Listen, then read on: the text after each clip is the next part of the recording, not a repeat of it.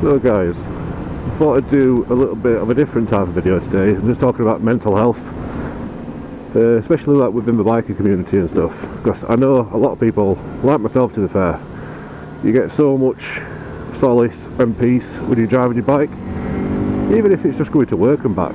It's just your little bit of kind of like peace and quiet. It makes, like, to some people that aren't on bikes and stuff, who don't understand it, but there's just something I think all bikers understand. Like, everyone has their own issues, everyone has their own demons, everyone has their own like basically struggles and troubles in life, but we've all got different ways of getting over it and getting used to things and basically getting through the days. Like, for me, the gym massively helps me out. So I usually go to the gym. I try to go at least 4 times a week, but I've gone to the gym now probably for the last 10 years. And it helps massively, especially with like stress levels. If I'm very, very stressed, getting in the gym and lifting some decent weights, it just releases the endorphins, and it just makes your brain, like your cortisol in your brain, just flutter a little bit. It's weird to explain, but it just makes you just feel so much better, like training wise and stuff.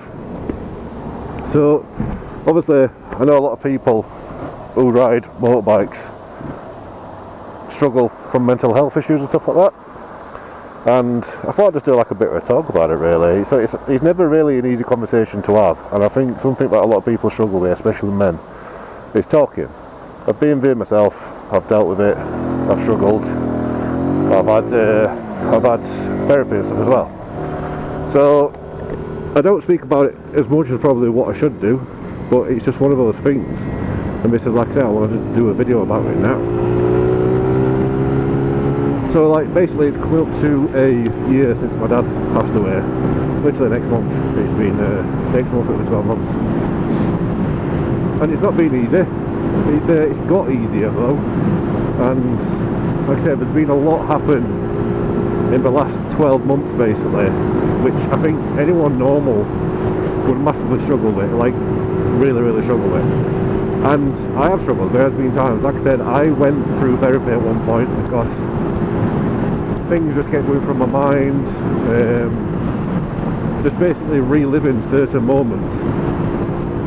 It's hard to explain what goes through your head without explaining obviously the situation, what happened, but without going into too much detail, when my dad passed away, I was there with him for the last bits. Obviously saw him take his last breath. I was with my mum, obviously his wife, and I kind of had to, it's so hard to explain, but I can switch my feelings off quite easily, and it can be a good thing and it can be a bad thing. It's good for other people at times because I can switch off and be there for other people, but then often you switch them off and you forget to switch them back on a little bit at times. And like I say, unless you know how to do that and you've had it affect you yourself, it's hard to explain what it does to you. But I found myself zoning out a lot of times. When there's moments happening and stuff, you just kind of like, you can feel the emotion coming, so you just switch it off. And again, it can be good to switch it off to get you through that moment, but then it's hard to sometimes switch it back on and get back to where you were. And it helps with me because I've got a son, I've got a 4-year-old son, and it makes me realise at times, as soon as I see my son and he does something or he smiles at me or hugs me, you click back into, oh shit, I've got the emotion back now, like I've got a son, I've got a 4-year-old, it means the world to me. But when something bad happens, like I said, when my dad passed away, on the night he passed away, I had to be there for my mum and I had to step up. I had to switch off all my emotions and basically be there for my mum and be kind of, I wouldn't say it's a coping mechanism, it kind of is in a way. You just have to switch things off. Like there was a moment, it's very personal to me, but there was a moment where my dad had just passed away, and my mum hugged me and squalled in my face and said to me, "You look so much like your dad." And when she said that, it hurt, but at the same time I knew that her holding me and looking at my face was comforting for her, because yes, she'd lost her husband, but she's still got, it's weird, like it's weird. I'm exactly the same as my dad. Like, my mannerisms are the exact same, my attitude towards things are the same, how I deal with things are literally the same. I'm pretty much a carbon copy of my dad.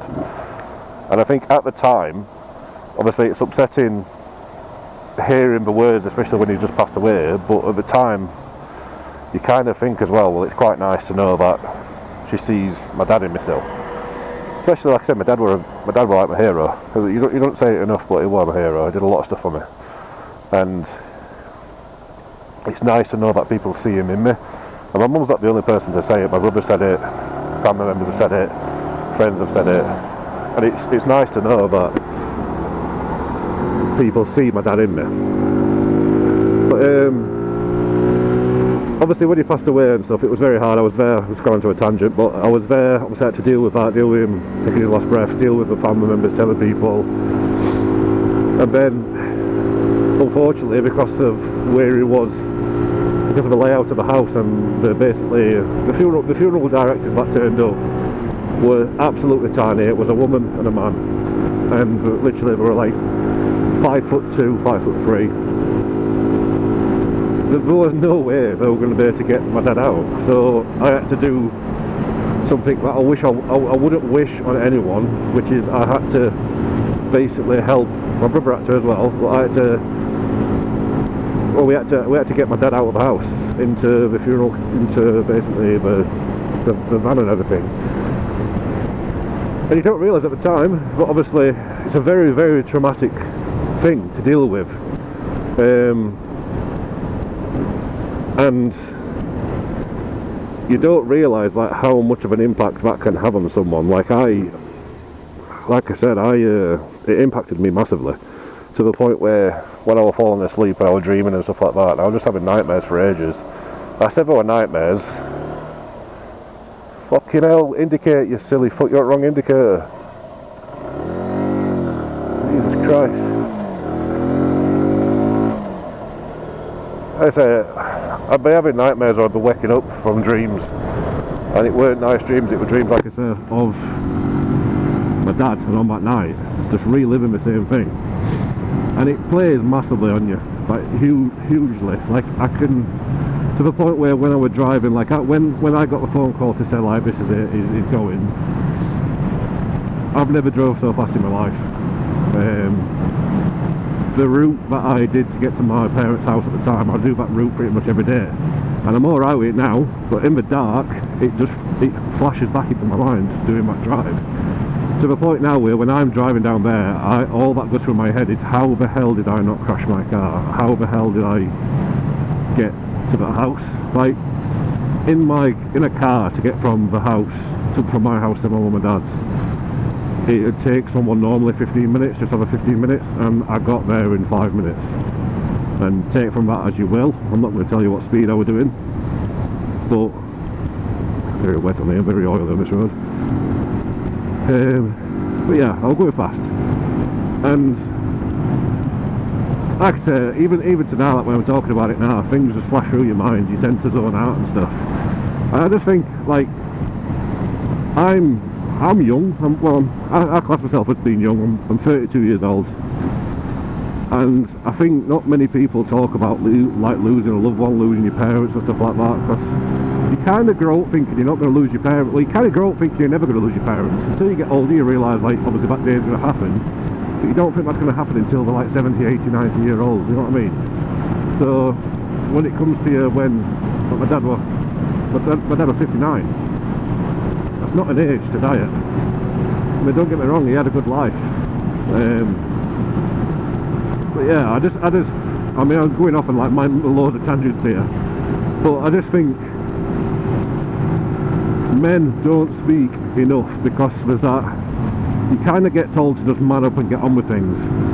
And one of the biggest things I could tell people is, forget that shit. Manning up is talking.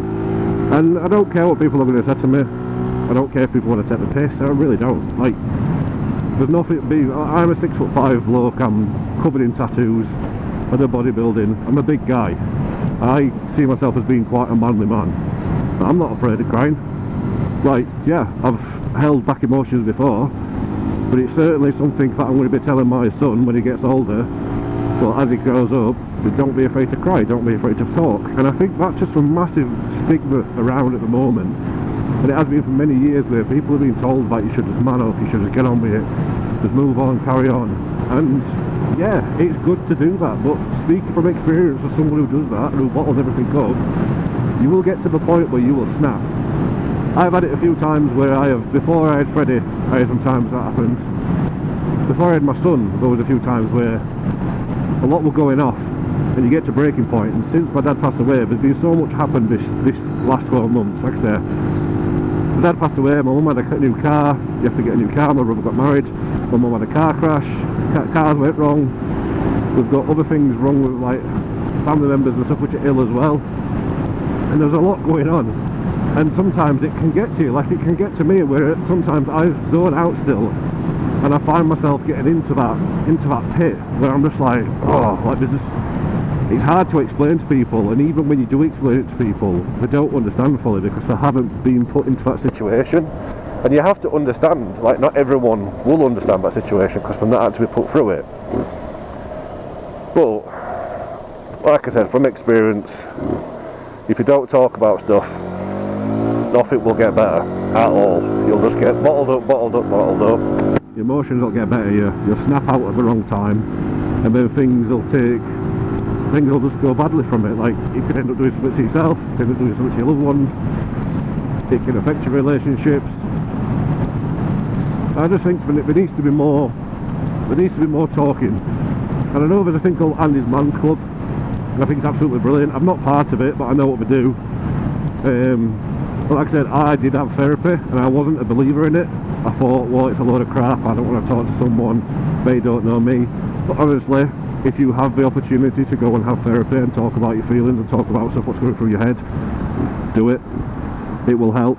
Like, I got out of my therapy sessions basically how much I am like my dad, and it sounds weird, it kind of got me, makes you think and realise stuff more. It makes you kind of like, instead of getting upset about thinking of a moment, like I used to get upset about thinking about my dad because I'm like, he's no longer here, but now it kind of switches your brain round to think, well, actually it's a nice thing to talk about my dad. It's a nice, when something happens and there's a memory that comes into your head, you no longer really get upset about it. There are times, don't get me wrong, where you do get upset, but it's a nice feeling. Like, it's nice to know because they've had such a big impact on your life that you have memories.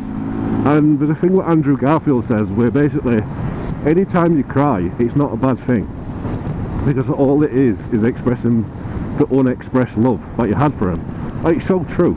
Like, you have so much love for someone that when they were here, you probably couldn't express it all, but now they're gone, this is the time to express your love for someone.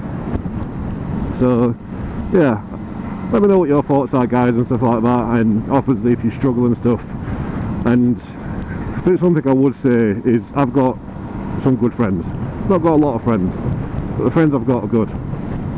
And I've always said, keep your circle small, but keep it good.